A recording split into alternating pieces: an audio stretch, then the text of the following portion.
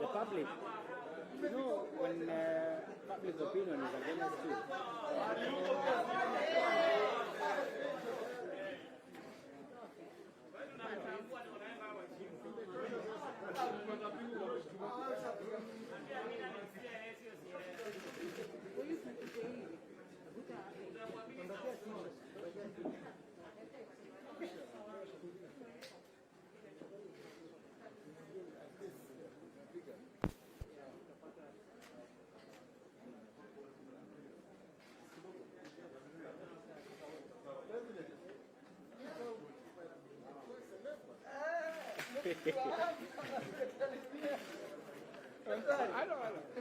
Hey, Nick.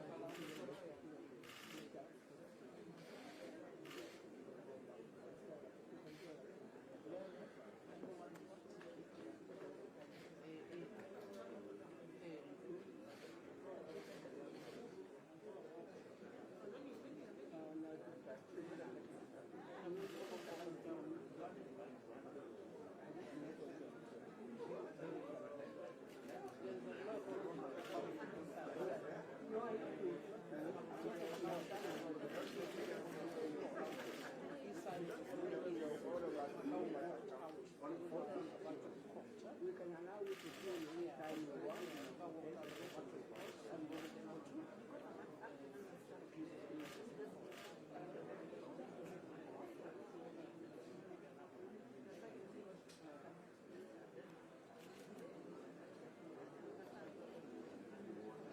I understand, yeah. I'll remind you. As at this point. Now that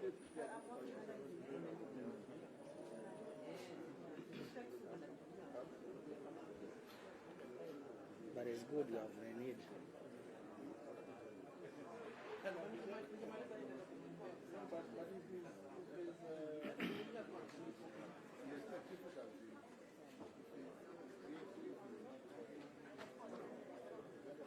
What was her name? Did you get her name?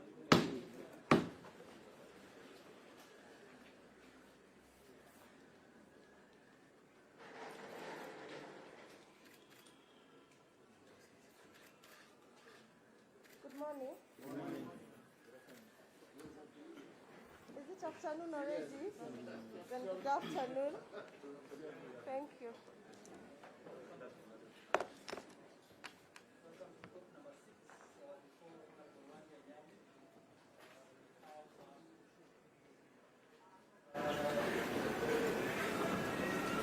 Your Honor, good afternoon. My name is Mwendwa. I'm here for the Republic, the applicant in this matter. Just a minute, I get the file. I need to write the file.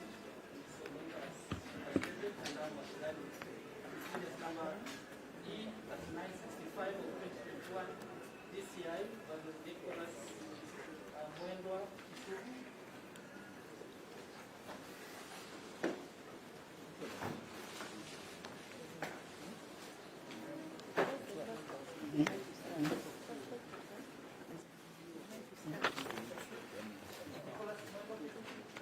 Where is the suspect?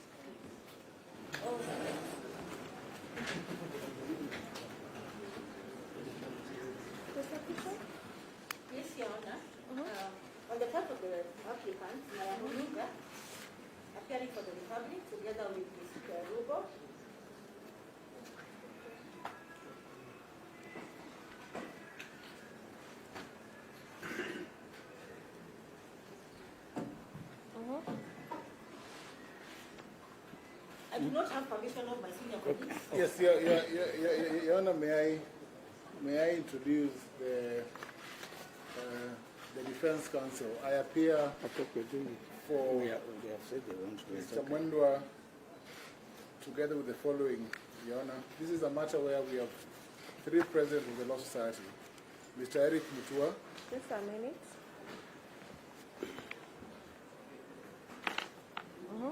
Mr. Eric Mutua. I'm present, Your Honor. Mr. Nelson Harvey, President, Law Society. Dr. John Kaminwa, Senior Counsel. I'm here, Your Honor. Senator Mutula Kilonzo. I'm President. Mr. Charles Njenga. I'm President, Mr. Victor Omwebu. You are moving too fast. I can't write as Yes, fast. sorry. Senator Mutula Kilonzo Jr. is present. So do I write senator or Mr.? You're here as a senator? And he's senator. I think that is the reference. The prefix is senator. I think it's difficult to be elected as senator. We all aspire. Okay. Yes. Mr. Charles Jenga. Present, Mr. Victor Omwebu. I'm present, John. Ms. Sylvia Matasi. Present, Your Honor. Mr. Brian Oche, right there. Present. Miss Sylvia? Matasi. Matasi. Matasi, Your Honor, sorry. Yes, Your Honor, we all appear for Nick Mwendwa, the President of KFF. We intend, FKF, Your Honor, we intend to submit in response to the application once made by my learned friend Ms. Onunga, who has an application.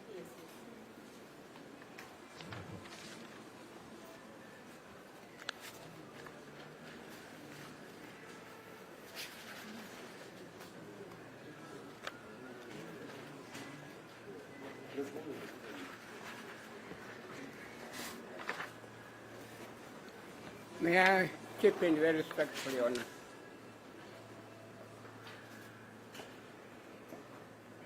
I urge the prosecutor very respectfully to be extremely brief. To be brief.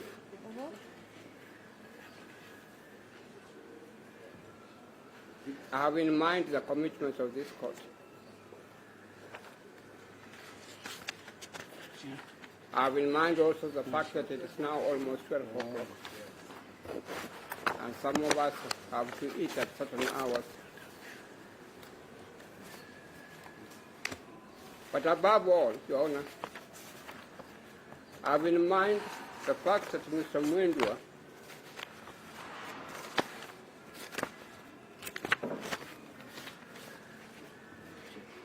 has stayed in custody for 3 months, for 3 days. So what are the application? In complete violation of the Constitution, the 2010 Constitution.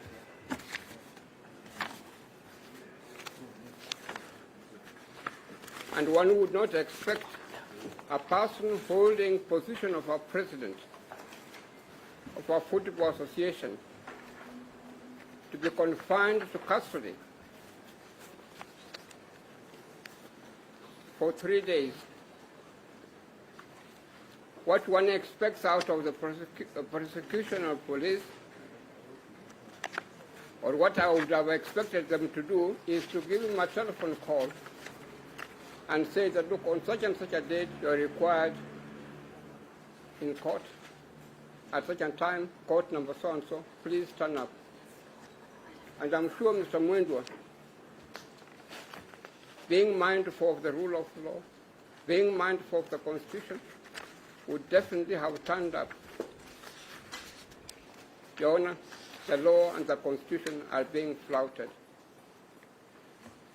And it is for this reason that I was particularly invited to appear before Your Honor, that you make an order immediately that Mwendwa is set free, and all other things can be looked into better. That's all, Your Honor.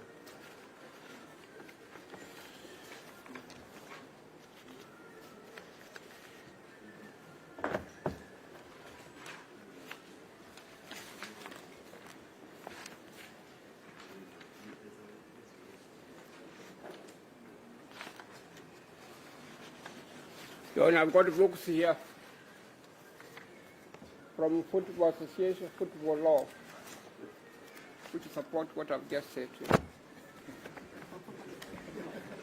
Just before we proceed, since I've seen there are so many council who are appearing for Mr. Mwendwa, is there any council that is going to be the lead council, or you all want to submit? Yes, I can. No, I will. I intended to just guide the court on how we submit. Mr. Eric Mutuas will make submissions. Then I will complement. Very brief submissions, because you know that Your Honor needs time to write the ruling. So we will take this about a maximum of 30 minutes. 30 minutes each? No, Or no, 15 each? 15 each, a maximum. We are concise authority on the point. And Senior Counsel Aminu has summarized the law. He has summarized 5 textbooks in his submissions in 5 minutes. So we'll only be citing authority to amplify the provisions of Article 49(1), 29A, and the violations to the Constitution. We have 4 authorities that we'll be citing. Very concise, Your Honor. So that the court can write a quick ruling and we get to the end of this matter. That's it. Your Honor, so I've been told that I've got the books. I can hand them to you respectively. It's okay. Sports law and so on. I can hand them to you. Okay. Your Honor, before you use an application, what is the most of an application? Supported by the affidavit of Chief Inspector, Moses Nagat. So on the 15th day of November 2021.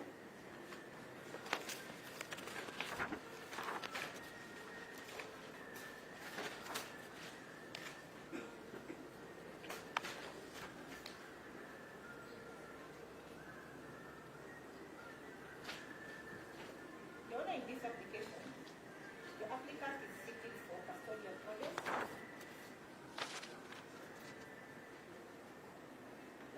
The respondent herein be detained for 14 days at the Giri police station.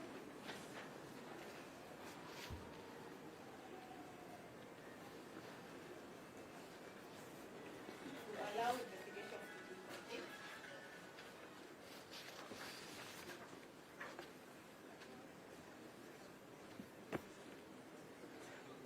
To allow? Investigations to be concluded or complete.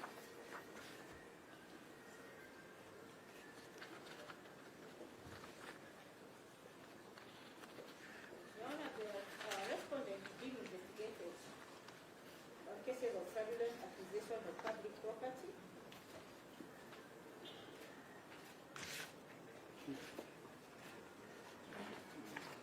contrary to section 45(1)A, The cases of?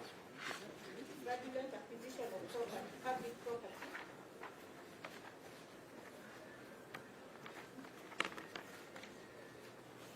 Contrary to section 45(1)A, as read with section 48 of the Anti-Corruption and Economic Crimes Act. Contrary to section 40?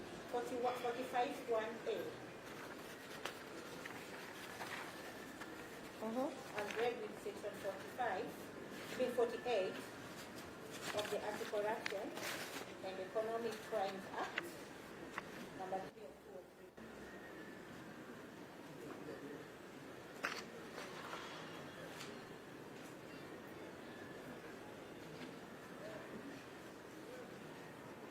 Your Honor, we are seeking that the court detains him at the Giri police station.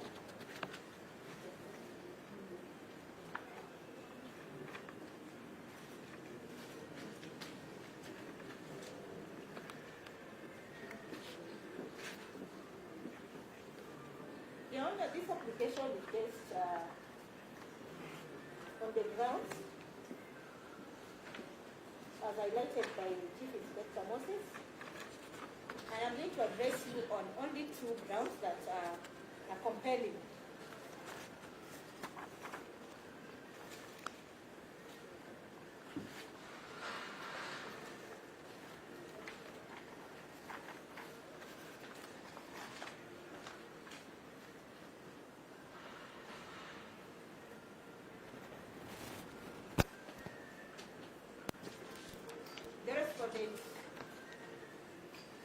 the president of Football Kenya Federation.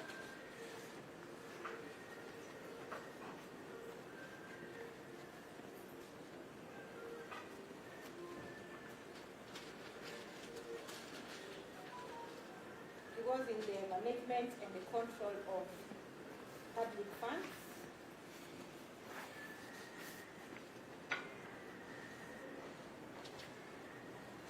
That are advanced by the government of Kenya, other donors.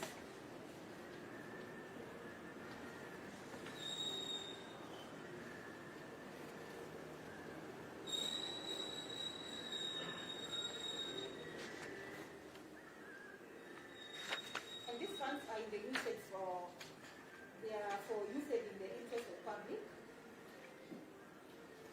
particularly in development of football games.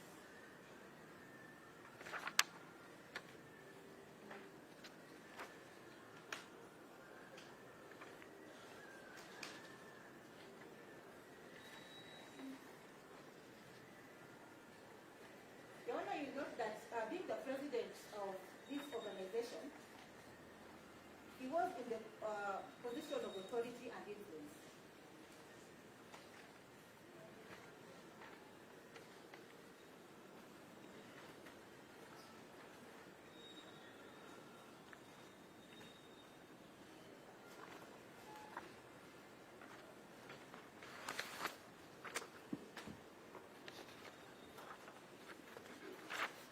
There are employees of FKF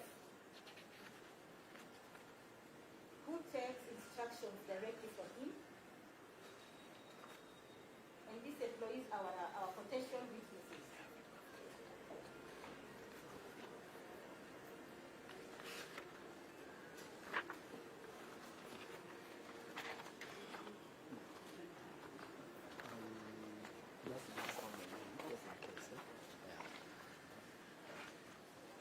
Your Honor, there is real apprehension that is likely to influence the evidence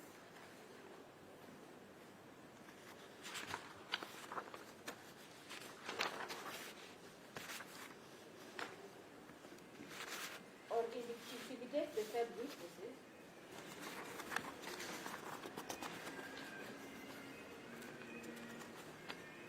if we are not allowed time to have investigation concluded.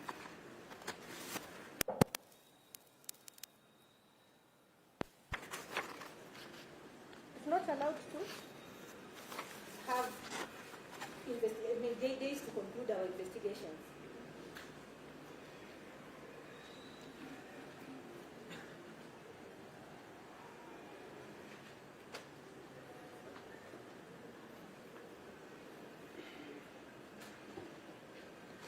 Your Honor, I'm quite aware that the respondent was arrested on 12th of November 2021.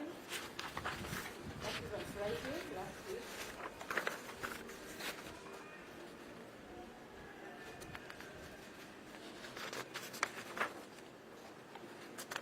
And the question that begs is why you are not able to conclude investigations during the weekend. It's why? The reason is that, Your Honor, Just a minute.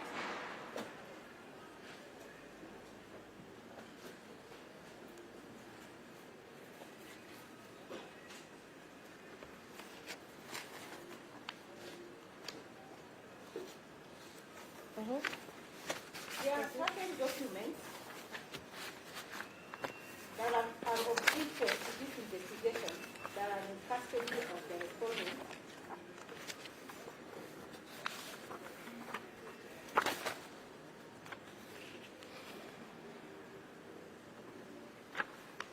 It is worthy to note that these are public documents, not personal, neither are they private documents. These are public. Yeah, they're public documents. And therefore accessing the office on weekends was impossible since the offices were closed.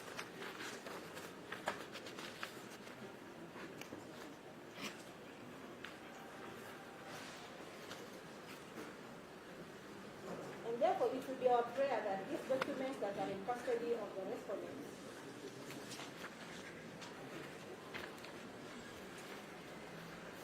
are subject to examination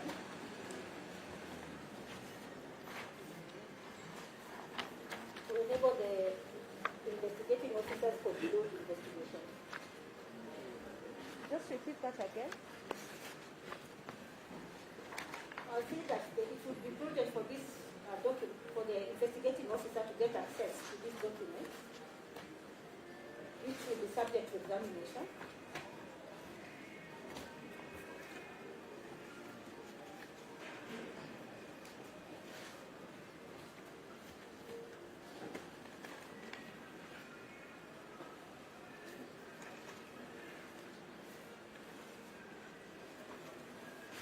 And that is why my two grounds for praying for the respondent to be paid is basically interference, which have demonstrated his will,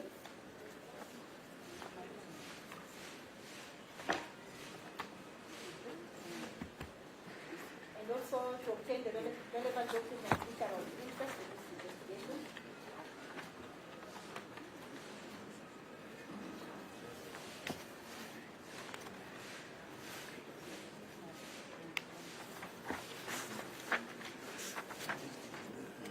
I would like to state before court that the fundamental right of the respondent of voting by letter is been brought before this court within 24 hours as stipulated under Article 49(1)(f).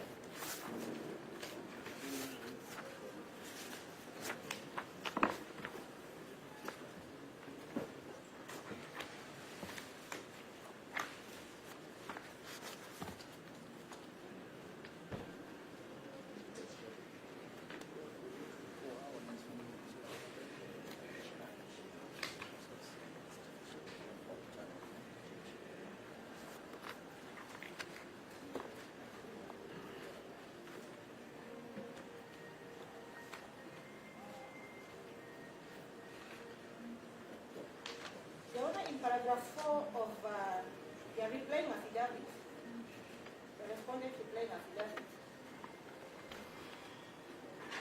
he advised that there is a case pending before High Court, that Nairobi High Court Constitutional Petition number E 470.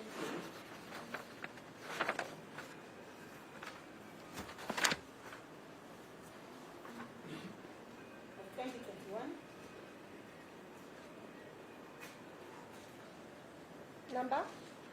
E 473 of 2021.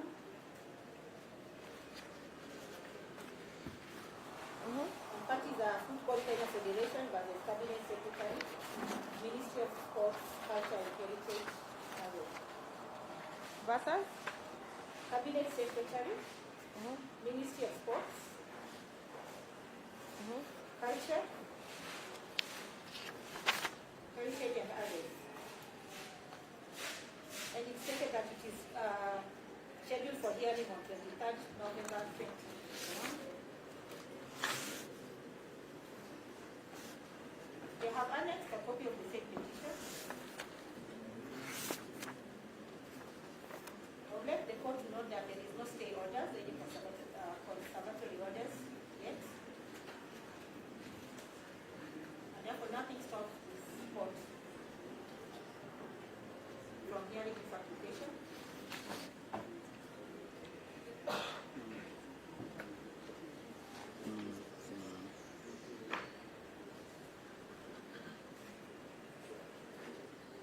And lastly, as I conclude, Your Honor,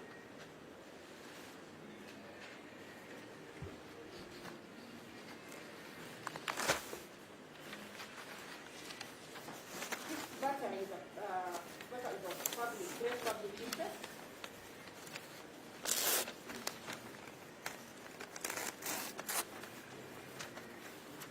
And if I'm not wrong, there was an order tabled before the Senate, touching on the Senate.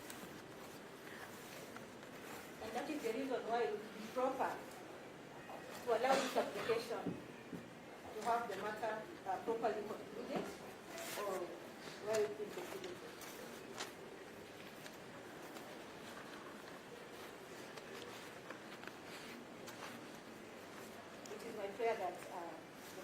house and grant her the 14 days. And the orders for the investigations are most likely.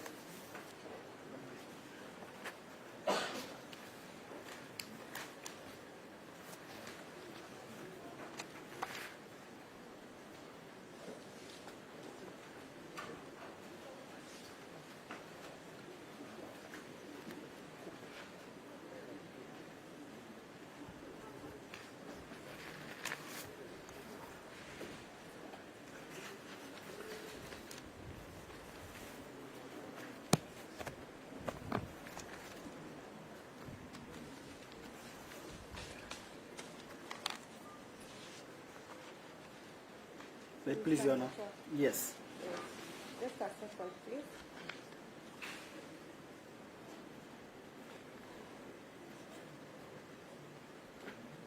Your Honor, the respondent opposes the application by the state, and in opposition to that application, the respondent will be relying on an affidavit sworn today, the 15th of November, 2021,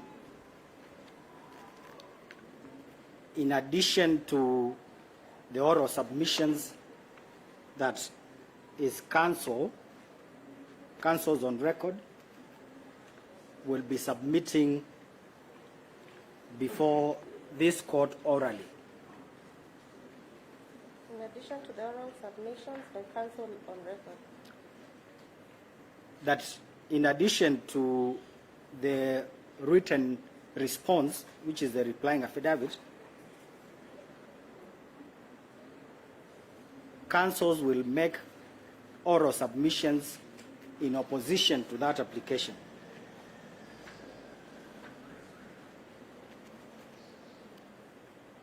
Your Honor, will very briefly be demonstrating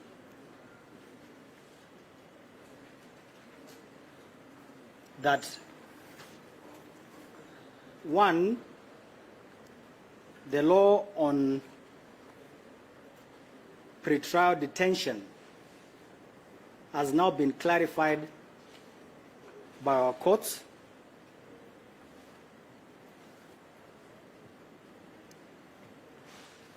And secondly, we'll be demonstrating that the two tests which the prosecution or the state must prove to the court have not been established by way of the current application before you.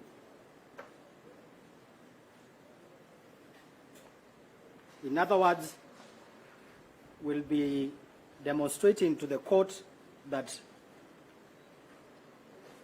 the application does not meet the threshold provided for and above Article 49 of the Constitution and Section 36A of the CPC.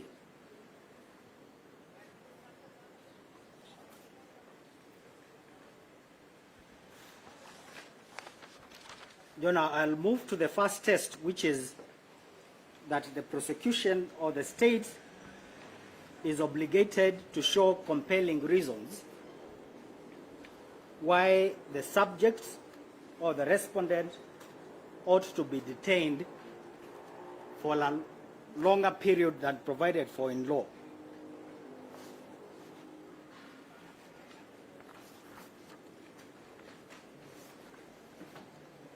Your Honor, if you look at the application before you, and in particular the affidavit in support of the application, the relevant part of that affidavit is paragraph 15, which provides that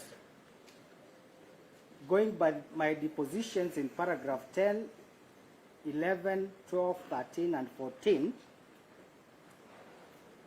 I therefore believe that the respondent will destroy, conceal, or otherwise interfere with witnesses and evidence collection, thus compromising the investigations, should he be released at the moment. Your Honor, Just let me write Yes. as per the affidavit. yes, yes.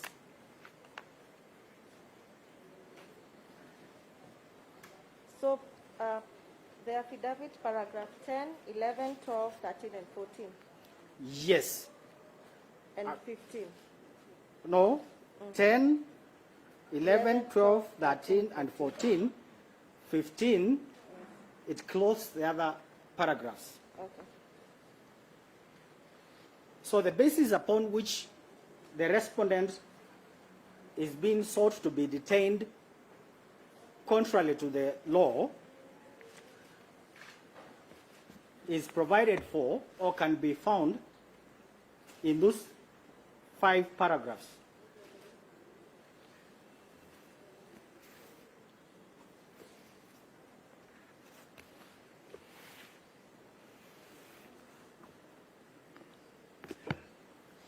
You will allow me to briefly mention what those 4 paragraphs provide. Paragraph 10, without reading,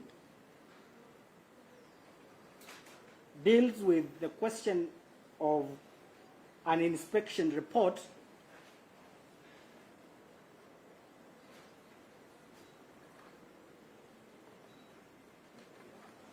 which was undertaken by the registrar as directed by the Cabinet Secretary, Sports, Heritage and Culture.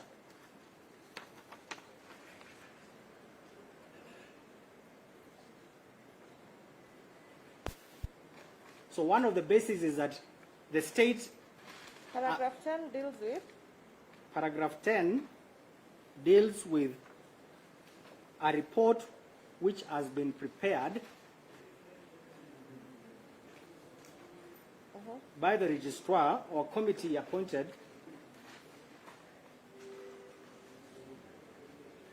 by the registrar or the Cabinet Secretary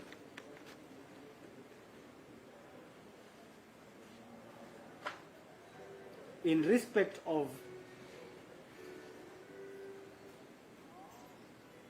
management and financial position of the Federation. That is one of the bases.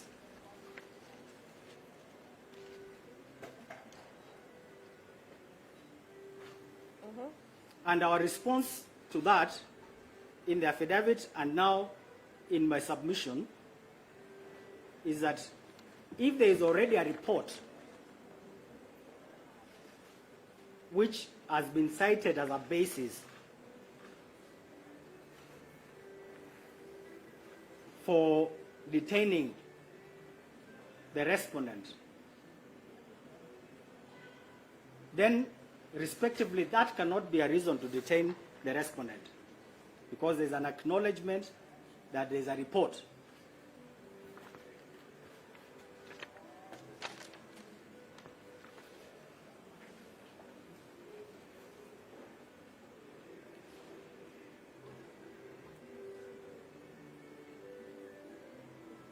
You know, the second paragraph, which is paragraph 11, it provides that the Cabinet Secretary, Sports, Heritage and Culture dissolved the Federation and appointed a caretaker committee, quote unquote, to oversee the management of the affairs of Football Kenya Federation. That is the other reason given.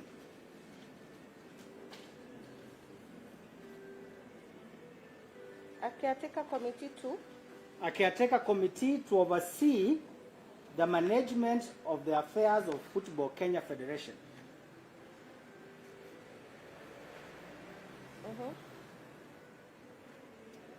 There is therefore, this is our response, there is therefore an acknowledgement that as we speak, there is an entity, whether it is legal or not, there is an entity appointed by the Cabinet Secretary to run the affairs of Football Kenya Federation.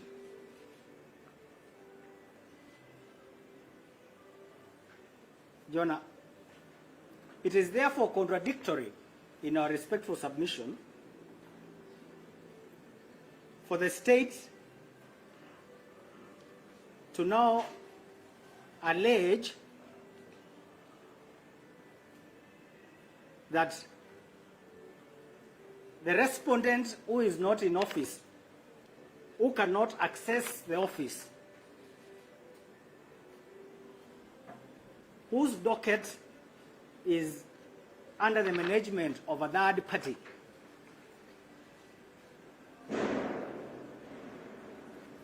that if he is released, he will interfere with documents. That is what is stated.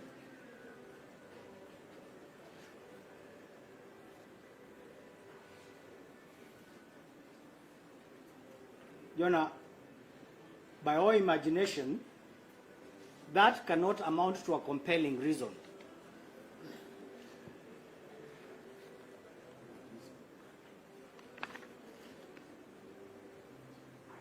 I'm told to add, or even a reason at all.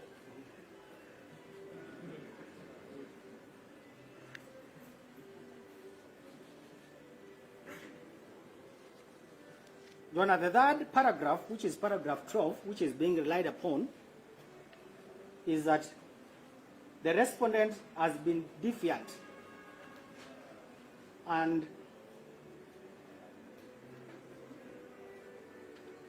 has raised reservations with the decision by the Cabinet Secretary to remove him from office. Has been defiant and raised reservations. Yes. That is the reason given, that because he has been defiant and he has raised reservations, that is, he has not agreed with the decision by the Cabinet Secretary, then that is a reason for him to remain in custody. It's there in black and white, paragraph 12.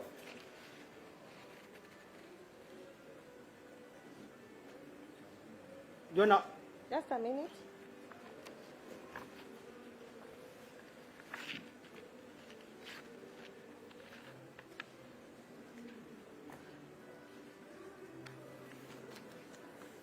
So that he does not agree with the CS to remove him from office.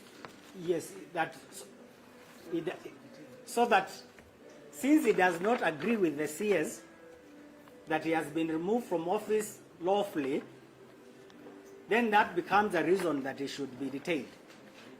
It is here. I'm not adding anything on the paragraph. Okay. Jonah, without belaboring the point, that again cannot be a reason to continue detaining the respondent. It is even against his constitutional rights to protest and litigate over what he believes is unconstitutional and unlawful process.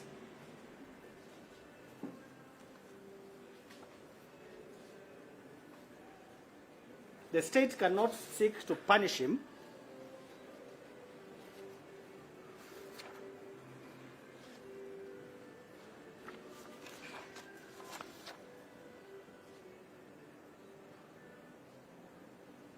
state cannot seek to punish him for having exercised his right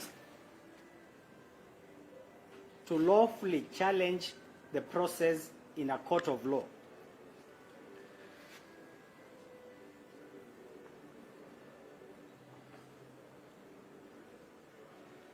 To lawfully challenge his? To challenge the process The process. within which the investigations were conducted, the process within which the report was published,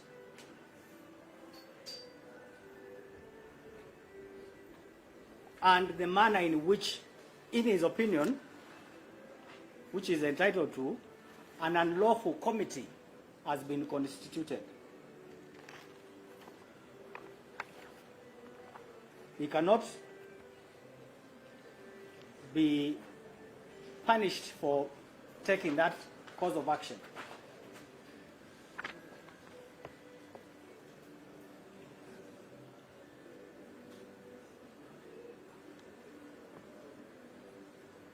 The last one is being said that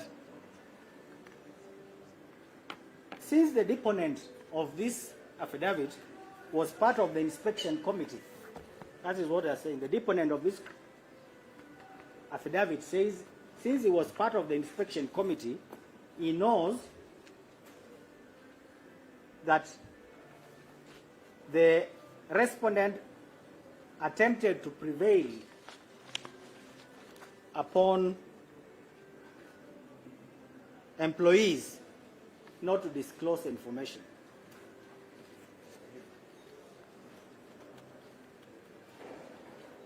As we'll be demonstrating shortly by decision of the court,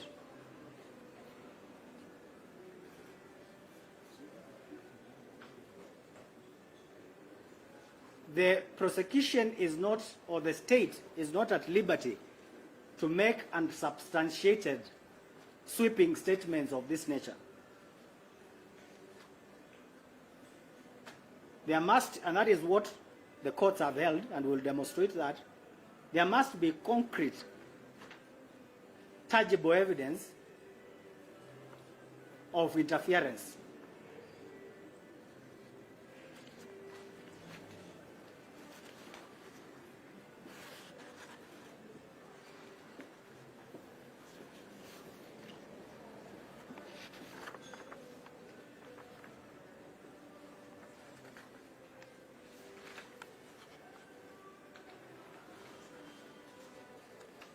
Jonah, allow me now briefly to go to the second test of good faith. I said there are two tests, whether they are compelling reasons, which I've said there are none. Even if there were compelling reasons, the Oscar Sudi case, which I'm happy that my learned friend President Avi argued, the Oscar Sudi's case provided a second test, which is good faith.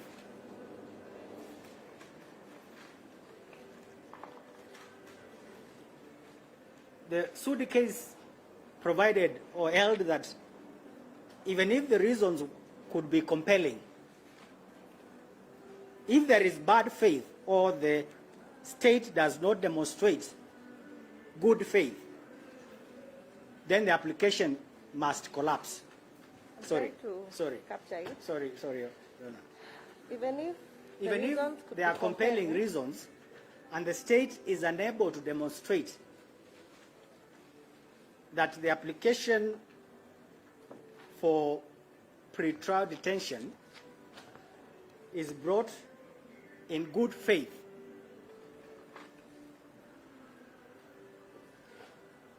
then the court ought to deny the state that extension. I said that is what the case of Oscar Sudi held. Will provide the court shortly with the decisions. Sorry. You know, the decisions are all there. Oh, they are there. Oh, okay, sorry. Yes, thank you. Thank you, Prof.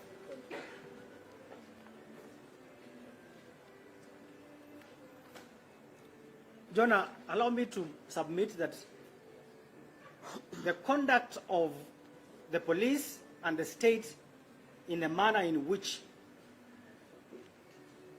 the respondent was arrested, detained, and now produced before the courts demonstrates bad faith.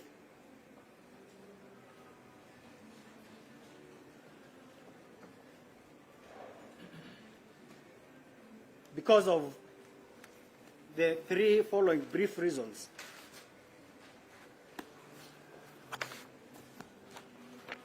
Your Honor, it is in public knowledge, and the media is here, they are actually aware of it, that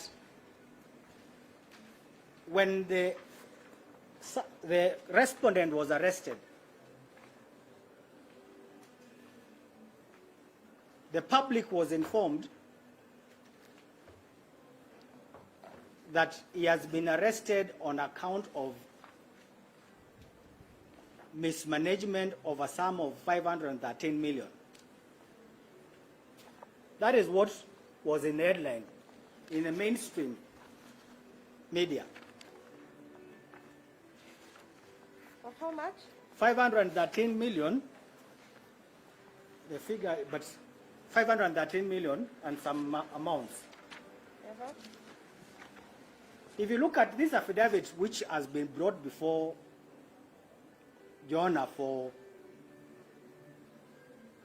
convincing you that the respondent should be detained for a longer period, that figure of 513 million does not feature anywhere at all.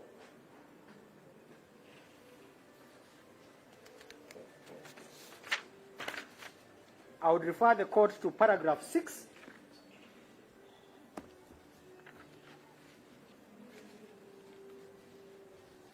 Paragraph 6, Your Honor, discloses that in that report,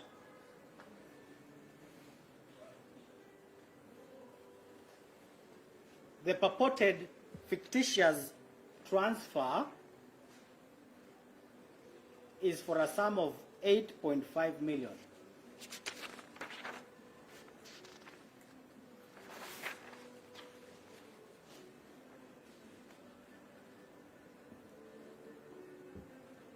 Your Honor, the second paragraph in terms of the amounts is paragraph 7, which discloses what is termed as withdrawal by unauthorized signatories. Withdrawal by unauthorized signatories, and the amount disclosed is 29,502,302.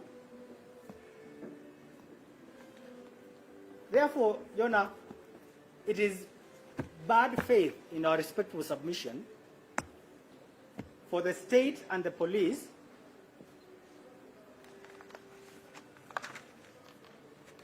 to waive to the public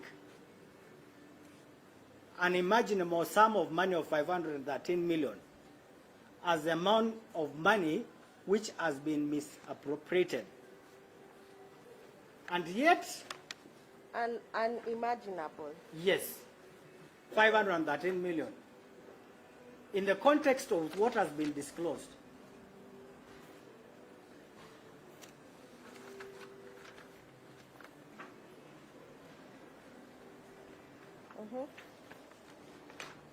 Your Honor, when they appear before you to plead and give reasons as to the colossal amounts involved, the only amount which now is on record as we speak is the 8.5 million and the 29 million.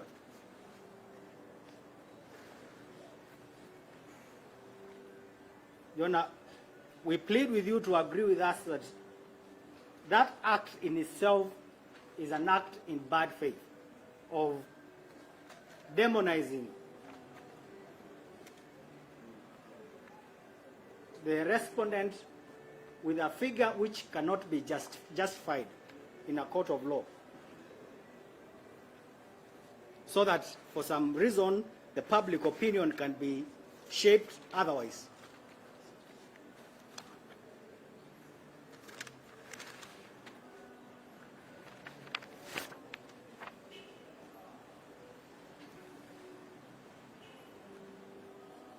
Your Honor, Just a minute.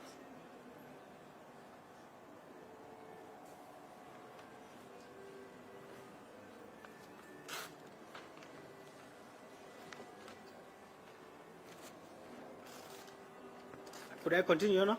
Yes, proceed. Yes. Your Honor, the other reason that we are advancing to show bad faith relates to violation of provisions of the Sports Act.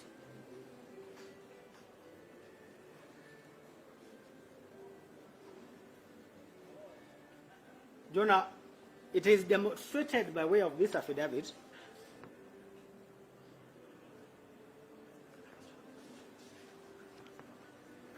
that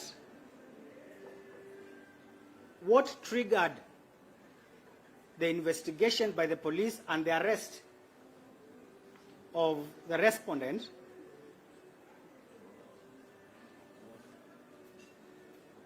is an inspection report.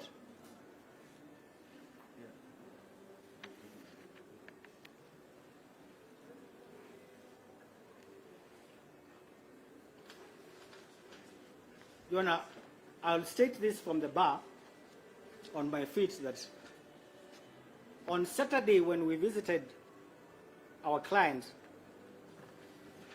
we required to be shown their said inspection report. Your Honor, we were denied access to the said report. The respondent was also denied a copy of the said report.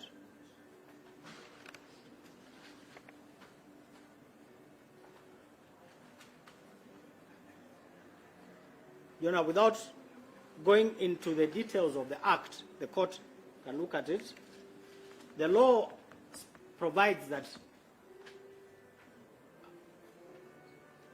the report by the registrar, before it is actioned or implemented,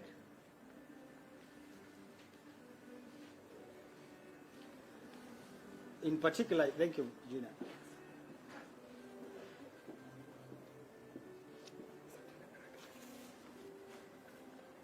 Yes, regulation 19, sub-regulation 7 and 8.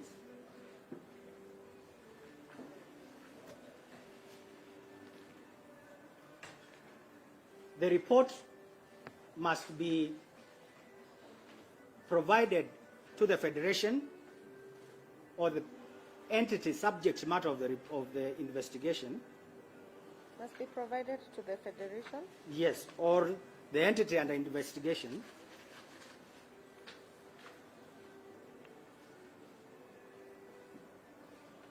And the Federation is given an opportunity to speak to the report by making presentations.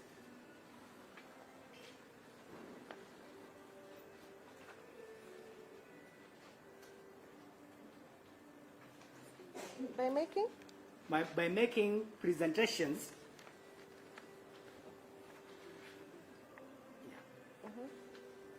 in relation to the contents of the report.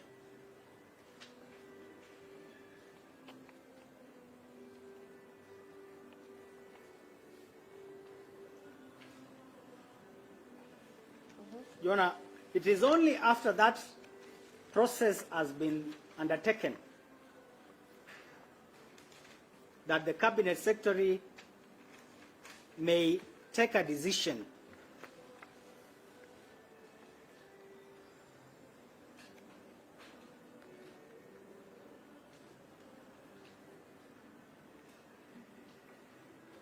now, Your Honor, the bad faith in these circumstances is that the report has been acted upon by appointing a caretaker committee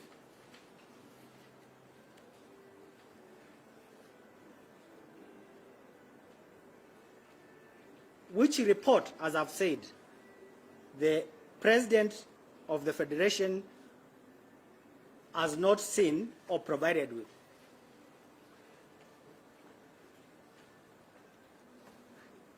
In our submission, any act which clearly contravenes the law is an act in bad faith. I can repeat that, Your Honor. Any act that clearly contravenes the law is an act in bad faith. Your Honor, lastly, then I will sit.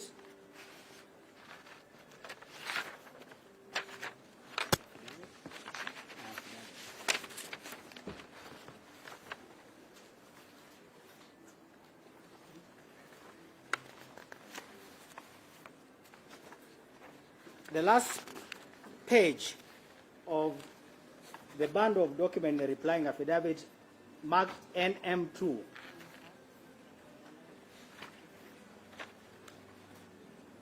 is a letter dated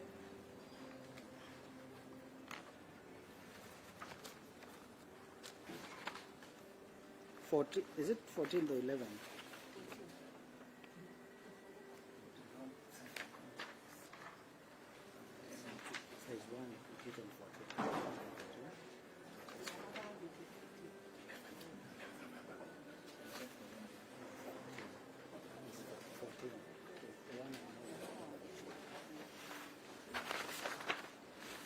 Donna, it is dated 11th. The one which you have is dated 11, but there is one dated 14, which content is almost the same. Donna, Maybe you can address me with the one that... yes, the one which is here, 11th November. Donna, FIVA has written... 11th November 2021? Yes. FIVA has written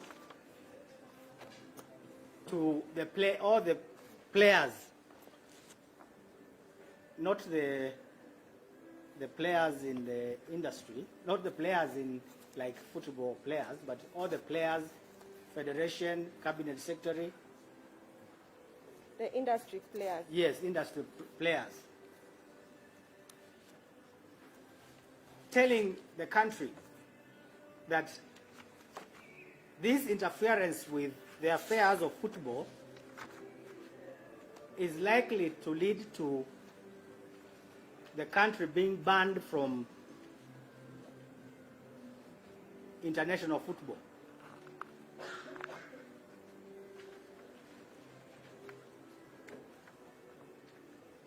In our respectful submission, instead of the cabinet secretary and the industry players giving an opportunity to the federation through the president. Just repeat that again. Yes, I said that instead of the cabinet secretary and the other industry players giving an opportunity to the federation through the president to engage in a manner proposed by FIVA, by is F, not V. FIFA. Yes, it's F, not. I have a problem with that.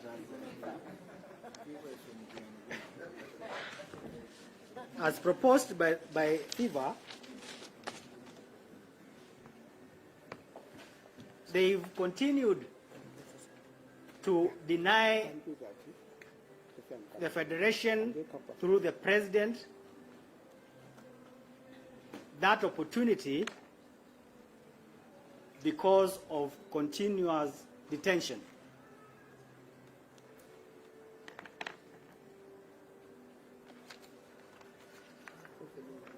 Your Honor, the management of football. Just a minute.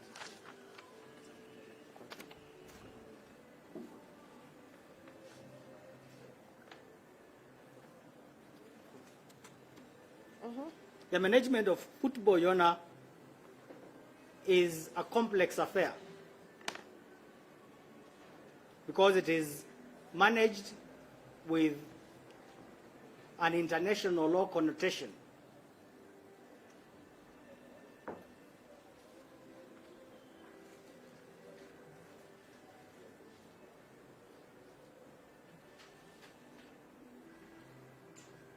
As we submit here, I'm happy to say that I'm aware that the national team in Kenya and Rwanda will be playing today. Yes.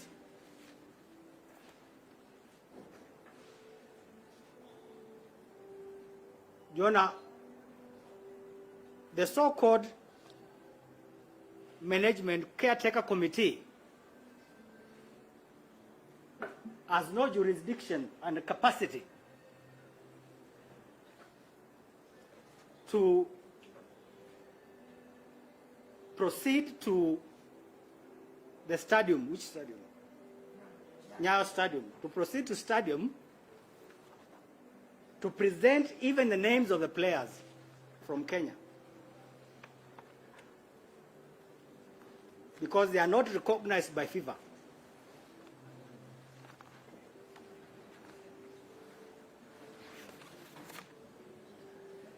That is the context within which, Your Honor, I would wish this court to appreciate our submissions.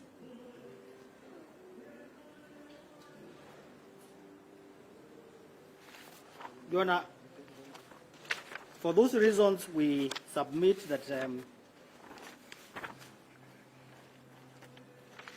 there are no compelling reasons, and the threshold provided for by the law has not been met by the state.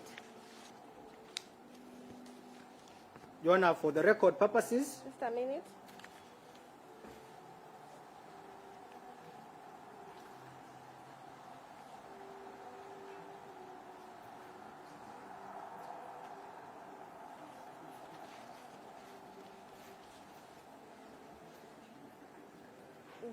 for record purposes, Your Honor, we wish to rely on that President of Sudi Oscar Kipchumba versus the Republic, 2020 Kenya Law Reports, which has discussed the leading case of Michael Rotich,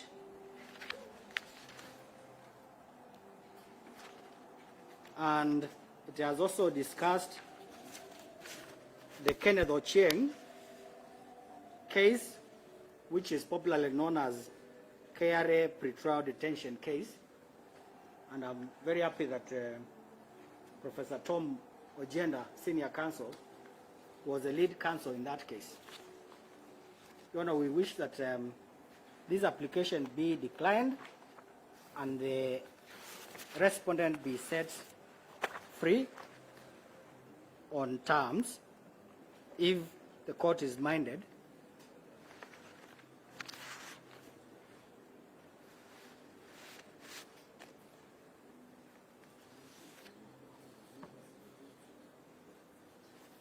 Your Honor, I'll hand over to my senior professor, Ojenda. Sorry. Your Honor, may I address you? I am required in a murder trial in court number 18. May I say just a few words, Your Honor? One, I'm not a football fan myself, but I know that the football fans throughout the world are shaken by the arrest of Mr. Mwendwa. And that may explain why I'm in this court. Your Honor, I have a copy of a letter from FIFA dated 18th 14th. October 21. The Secretary General Just a minute. dated 18th February. 18th? 14th after. Yeah, 14th, sorry. Thank you. 14th November 2021 from the Secretary General of FIFA, Ms. Fatima Samora. Your Honor, I would wish that the court has a copy, as Madam Attorney, just good so that the court has. Thank you. It's a powerful letter. Thank you. A powerful letter. This is a letter I have stating very clearly that FIFA is opposed to what has happened and has issued a firm threat to the Kenya government that unless things are put right, there will be consequences. Mwendwa has to be set free. In default, there will be consequences. Your Honor, football is not part of government at all. Football is a free enterprise venture. And for some of us who read widely, we are in possession of law relating to football. There is sports law here, Your Honor. I better give you so they may probably write them down. There is sports law here. There is sports betting law and policy. There is a court of arbitration for sports and dispute. This is an area that is governed by private enterprise. The government has no hand in it at all.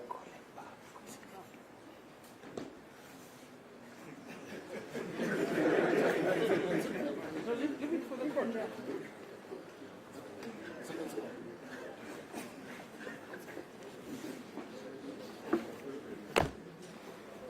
Finally,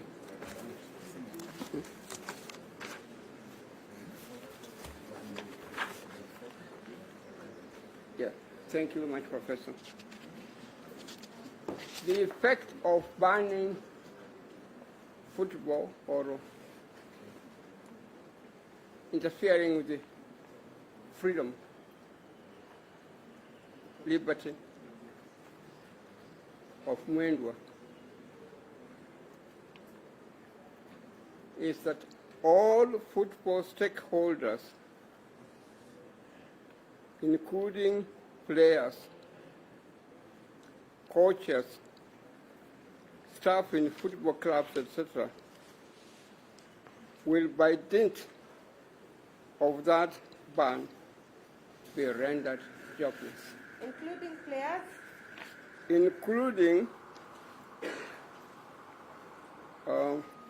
Including players, coaches, staff in football clubs, etc., will by dint of that ban be rendered jobless. Numerous people, including women, children, who earn their livelihood because of football industry, will be rendered zero unless Nick Mwendwa is released before 5 p.m. this evening. FIFA Secretary General moves very fast. It will give our country a dirty image to the entire world. May I emphasize, my lady, I am not a football fan, but I've come into this matter because of forces outside this country, which include FIFA here, and in a letter dated 14th November 2021. And I have instructions to bring to your notice the wealth of international law relating to football. which is in books here. The Kenya government has no hand in it. Football is managed by private individuals like Nick Mwendwa.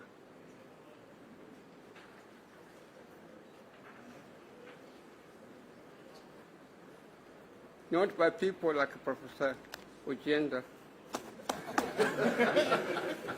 Not by people like President Eric Mutua.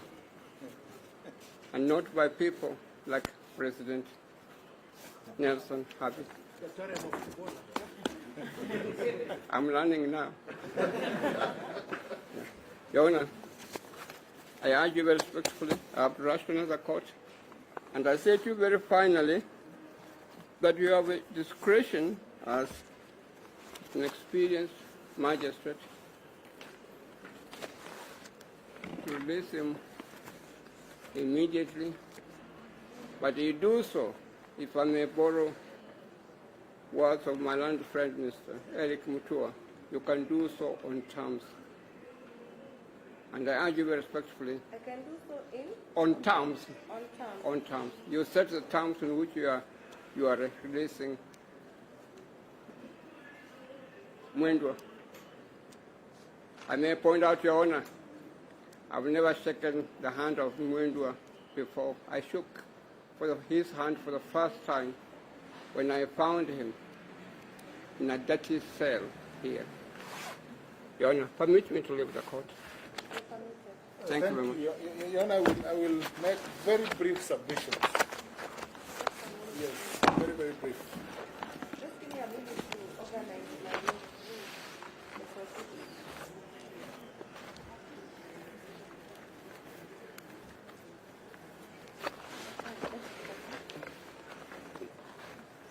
Thank you, Your Honor. Thank you. Thank you. Put it in the word. You know, Mr. Kamuna is a member of ODM. Where is the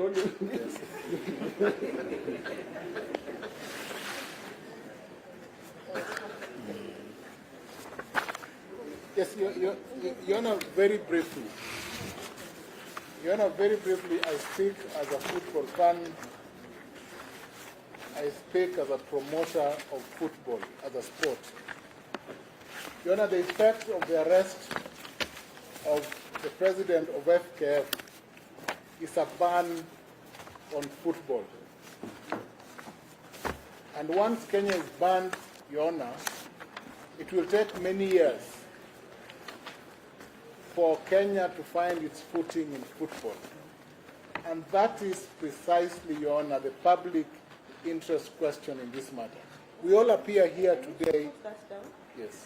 Your Honor, the ban on Kenya is the public interest question in this matter.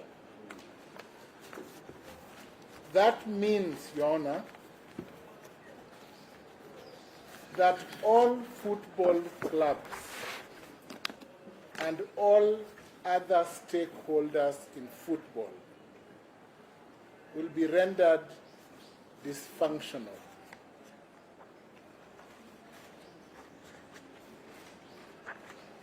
The effect of this on our youth is unthinkable.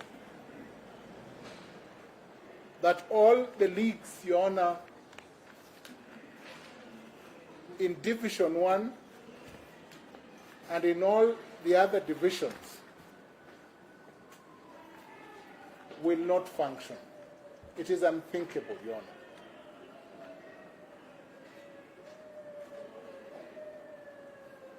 Your Honor, I have supplied to court a list of authorities. I just want to point the court, Your Honor, I've highlighted the decision just to show you why this court has released Nick Mwendwa. I want to rely on the first decision, miscellaneous criminal application number 304 of 2016. Republic versus Michael Rotich. Your Honor, it is with you. I just wanted the court to look at it. It is there. I want to refer to page 5, where the court held, and this is it is the same as the case of Nick Mwendwa. In this case, Your Honor, Michael Rotich the team manager of sports, the sports team that was supposed to go to Rio de Janeiro in 2016, was arrested.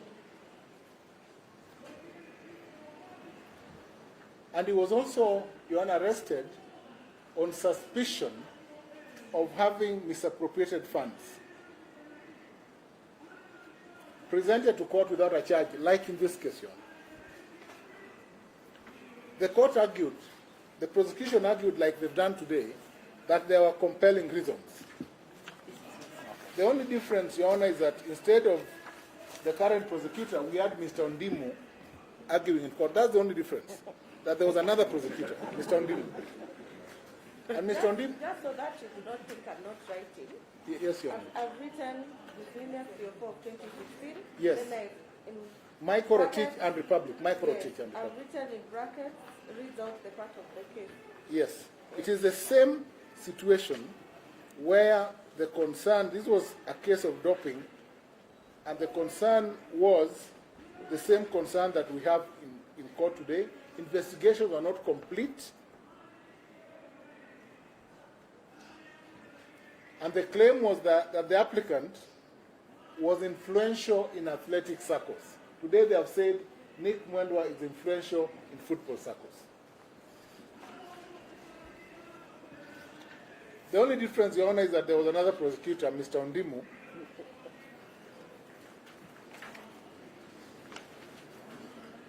and this is what Justice Kimaru, who had the case, had to say at page 4. That under Article 49(1)(a) of the Constitution, an arrested person must be told why he's arrested. 49(a). But under 49(g), he must be presented and arraigned in court within 24 hours, specifically to take plea. In the case of Michael Rotich, the prosecution made a similar application for extension of time without charge. And the court said, Your Honor, that if you present an accused person in court after 24 hours without charge or a holding charge, then that is unconstitutional. I've highlighted for the court that part at page 5.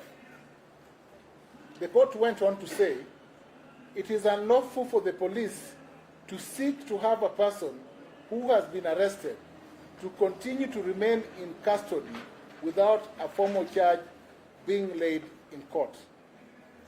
Then the court referred, my lord, to Article 29 and says, a person's right to liberty should be respected at all times, unless there are legal reasons for such person to be deprived of his liberty. The police should only arrest a person when there are prima facie evidence that an offense has been disclosed, which can result in that person being charged with an offense. The court proceeded to find, Your Honor, that the arrest and arraignment of the applicant before the court without any charge being preferred against him was a violation or a breach of Article 29(a) and 49(1)(a) of the Constitution. Your Honor, we speak in court today as victims of this process. President Eric Mutua has been a victim. I have been a victim. President Harvey has been a victim. Mr. Camino, who has just left here, has been detained previously in violation of the Constitution. So we speak both as advocates, but also as victims of this illegal process here. Your Honor, the so-called report of FKF Inspection Committee refers to bank accounts, money coming in and going out. That is a normal practice for any function organization. The banking or withdrawal of money into and out of an account is not an offense and cannot possibly be an offense in a function organization. Your Honor, this report was availed and released to the police or the investigating agencies on 5th November 2021. 5th November 2021. Surely, Your Honor. Yes. I said, Your Honor, that the report, the preliminary report on FKF Inspection Committee was released or availed. You know, you're there. Yeah. Yes, was released or availed on 5th November 2021.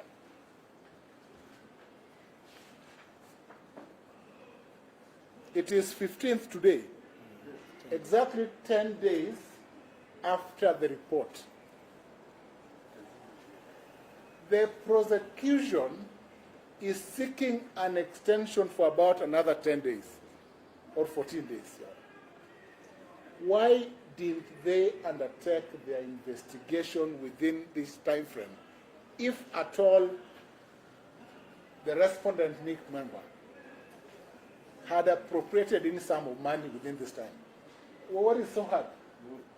How will it prevent this agency from undertaking misappropriation or otherwise of a financial nature when they had within their custody all these details before commencing the investigations which led to their preliminary report here? Your Honor must reject this application. The second authority that is on point and that I want to rely on, Your Honor, Just a minute.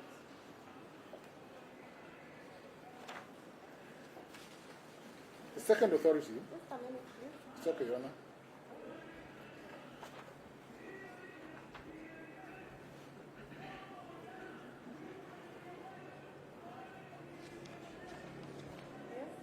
Your Honor, the second authority involved in a more serious case. The case of, I'm referring to the case of Omar Kaindi Gona, miscellaneous E22 of 2021, Omar Kaindi Gona and Republic. Miscellaneous 022, E022 of 2021, Omar Kahindi Gona and Republic.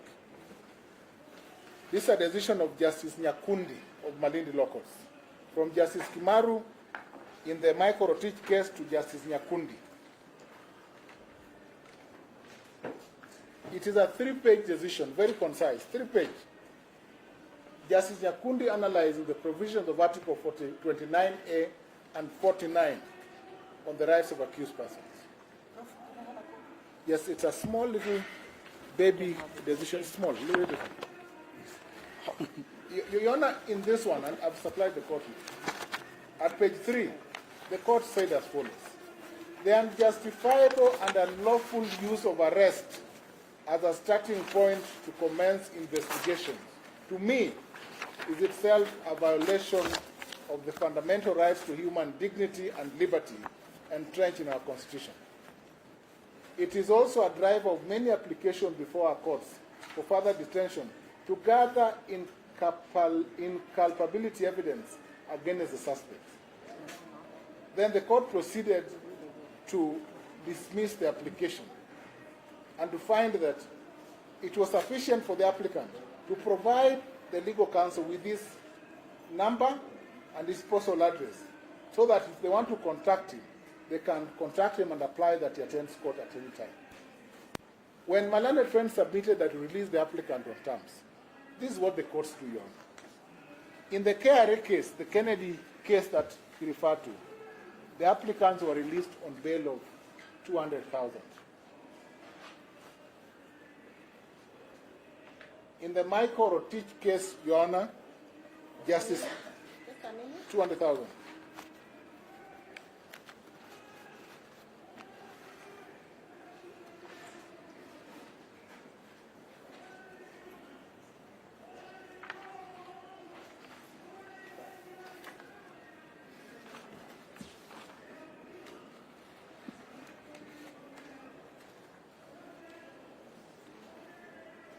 Let me refer to this Omar Gona case first. In this Omar Gona case, Your Honor, Justice Nyakundi released the respondent to an anticipatory bail of 100,000. And this was a serious, the detention was sought on charges of terrorism. very serious charges.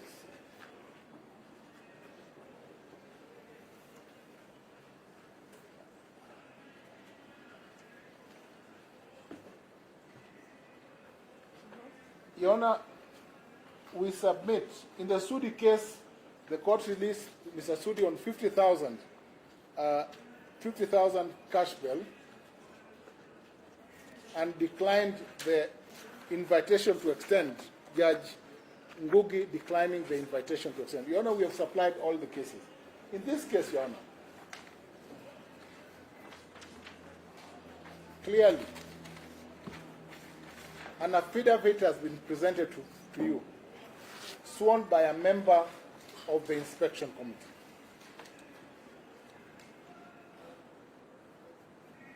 Moses Nangaut. He was in the inspection committee. Why didn't they bring a holding charge? What's wrong with him? Why didn't they bring a charge here? It means there's nothing. Release this gentleman, Your Honor. Thank you.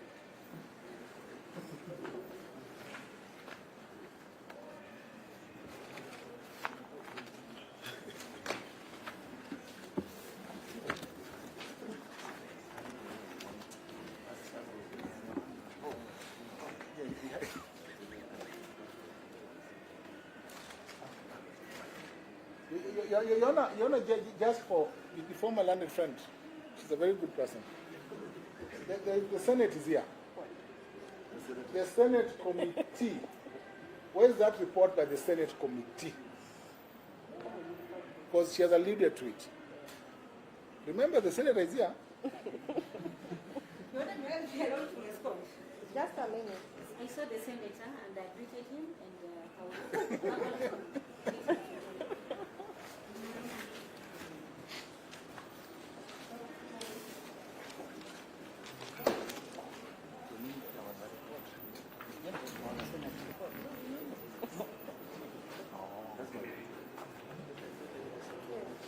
Your Honor, I had alluded to this report,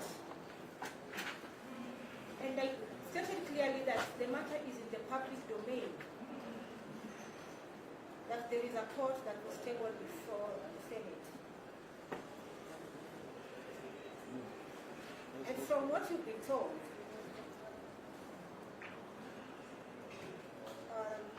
this report was the basis for investigations.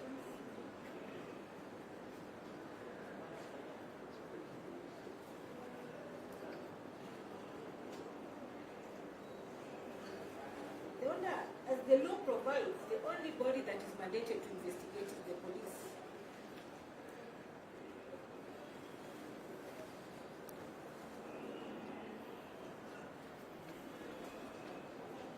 And what we are telling this court,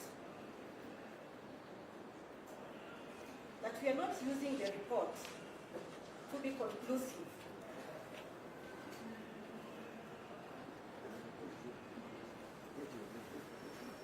And that is the reason why we are seeking days to investigate.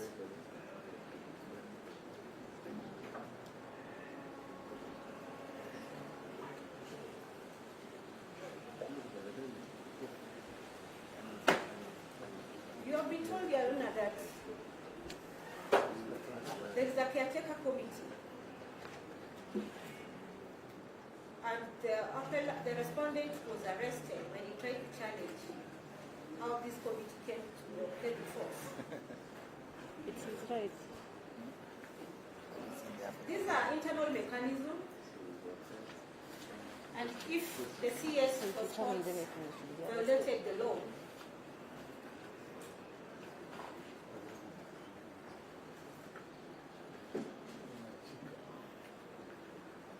the respondent has been represented by able senior. This is an international, internal what? Mechanism.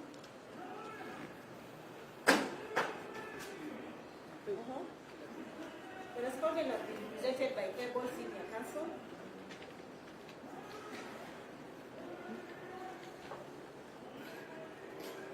When law has been violated, they can seek to go and challenge the procedure. And that is why there is a petition before the High Court, and that will be addressed in that court.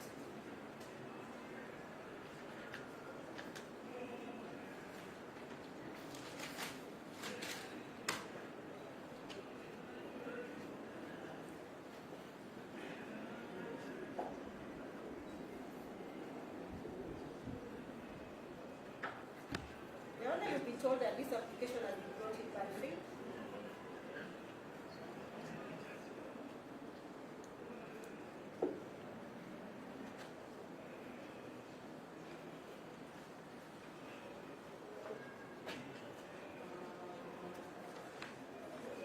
That the public was informed that respondent was arrested for mismanagement of Kenya shillings 513 million.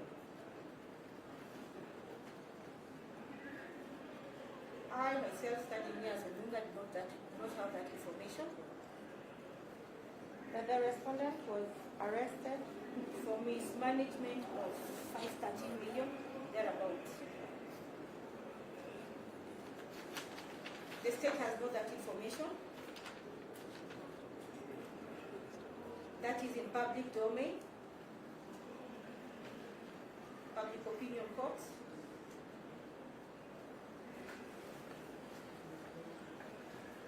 And I pray that the court is not going to be persuaded by that.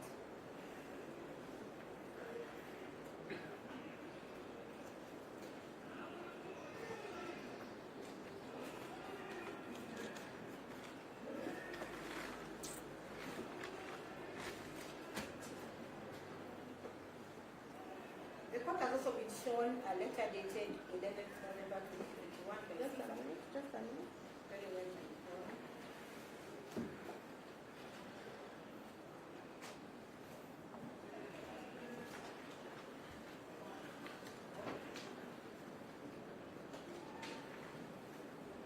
A letter? Dated 11th November 2021.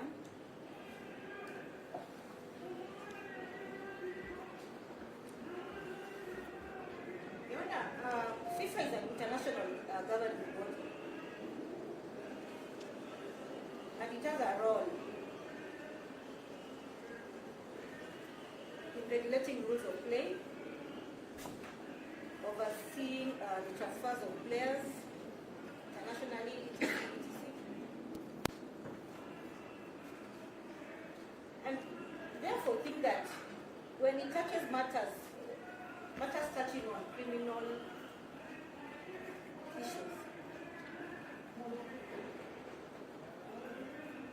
FIFA does not have a role to play. And a fair process would allow investigations to be carried out.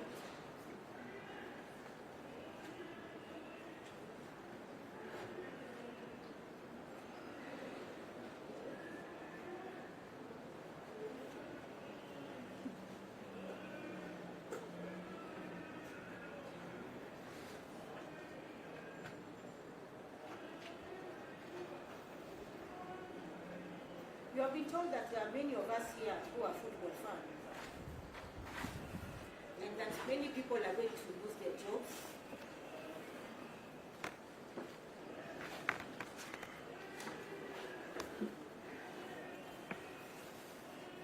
And if the respondent is not released, there will be consequences.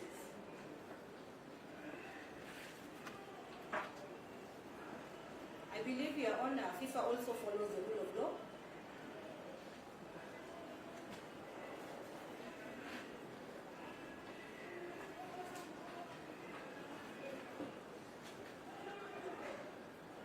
It will therefore be the interest of justice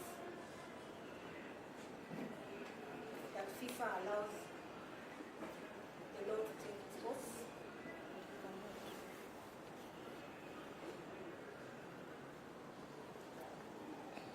It has the interest of the youth and football fans at heart.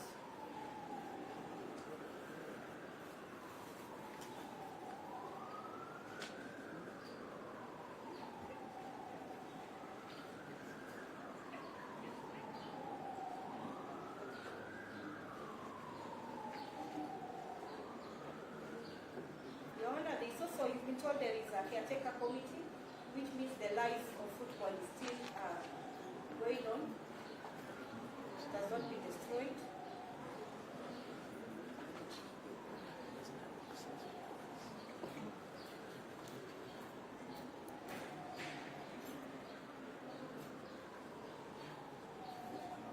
lastly, I'd like to comment on the authorities elected by my senior council.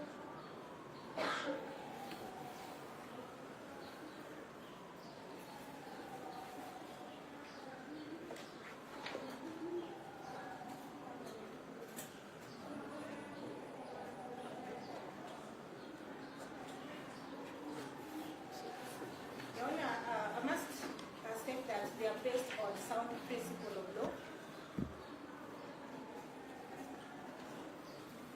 However, circumstances are not the same.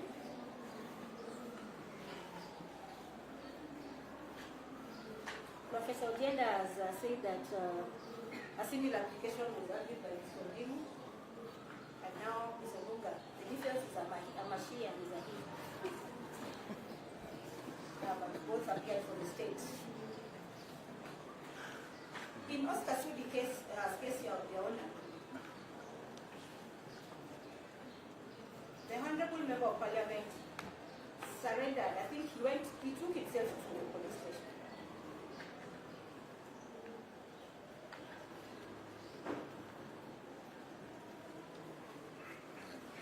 And what the police sought to investigate were not within his custody.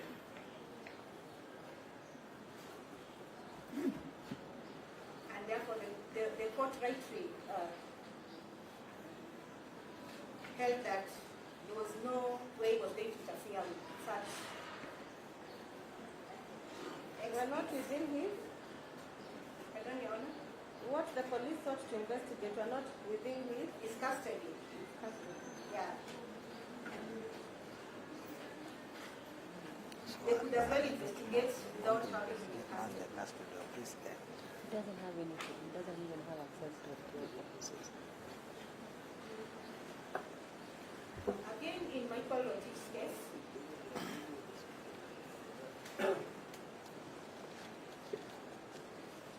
there was an allegation that he was involved in subverting the voting procedures of appeals.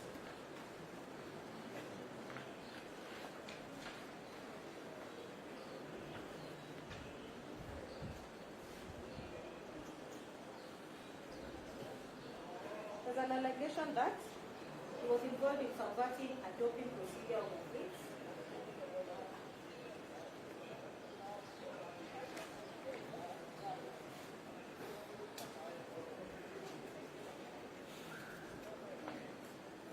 I would like to distinguish this present case from this highlighted authority.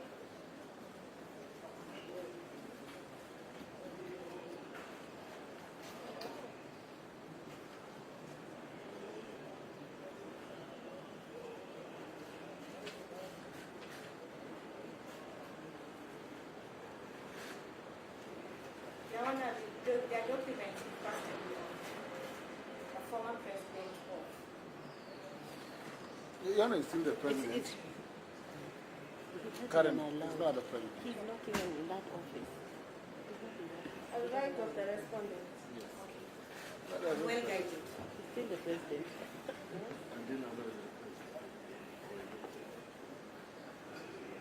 And therefore, Your Honor, to enable the investigation to be concluded, it would be fair to be allowed to have these documents and also have statements of the witnesses.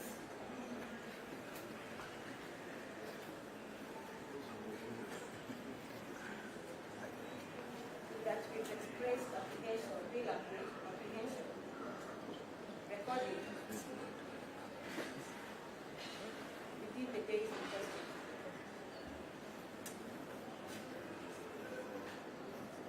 We pray that the court allows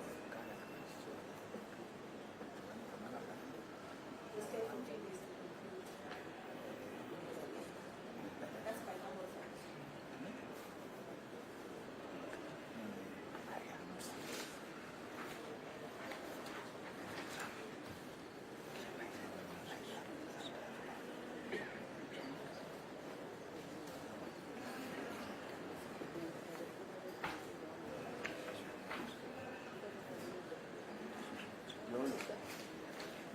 Something you said about the Senate. We had agreed that I would not say anything.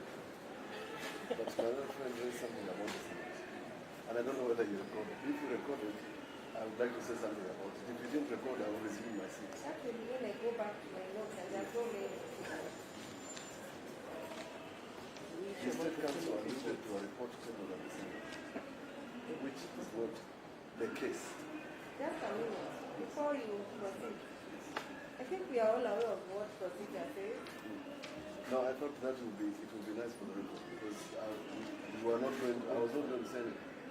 But she mentioned the Senate and pointed She at must me. have made it before. No, she has just made it now, She made. during the reply. Let me look at my notes. Yes. I can clarify also. Yeah, just I know there's no report in the Senate. She said there was an order. You said there's a report. Can I clarify? Yeah. Let me clarify. I said that this is a matter in the public domain. The same way it was saying that there is an allegation that is mismanagement of 530. Yeah, it's also in the public domain that there is a report table before the Senate. Now the senator is here to And if the clarify. senator can confirm, then the court can disregard that information. You know, I told you she's a nice, she's honest.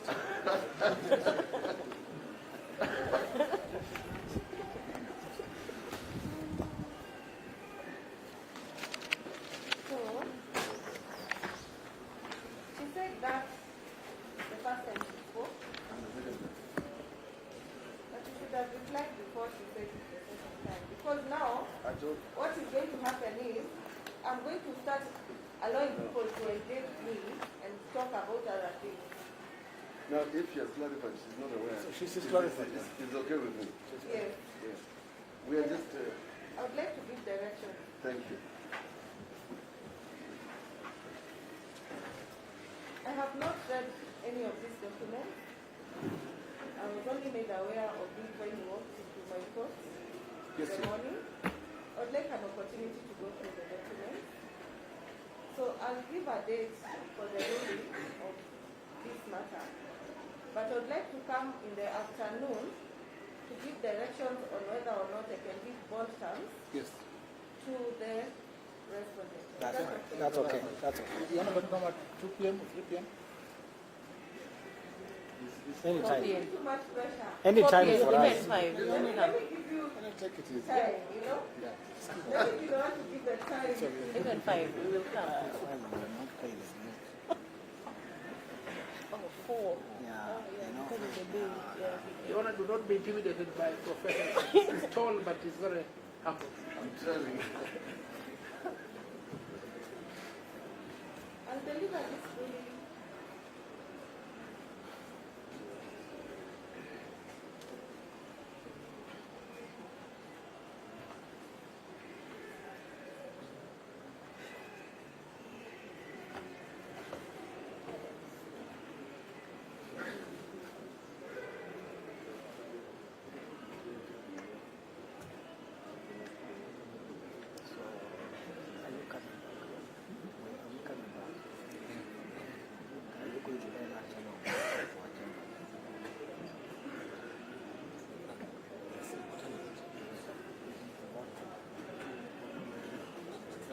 So yes, these are my directions. I'll deliver the ruling on the application by the prosecution on the 17th of November. That is on Wednesday. But direction on whether bond will be granted to the respondent will be taken at 3:30 p.m. We are most obliged. Most of that, Your Honor.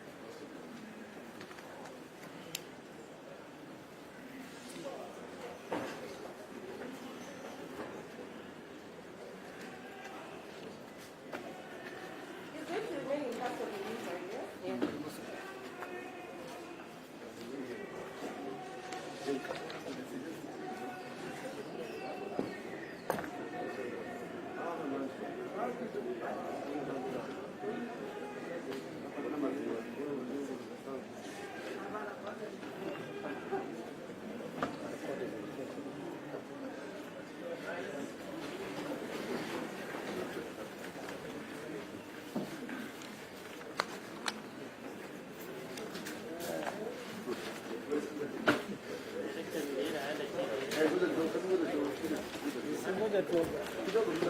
Pro. Where's Pro?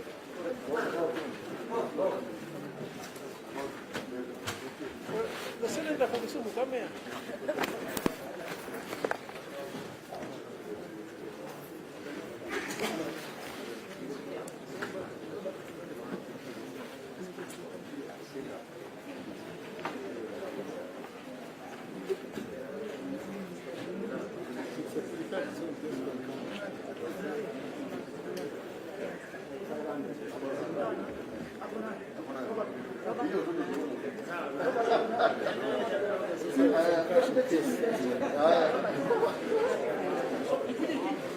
Yeah.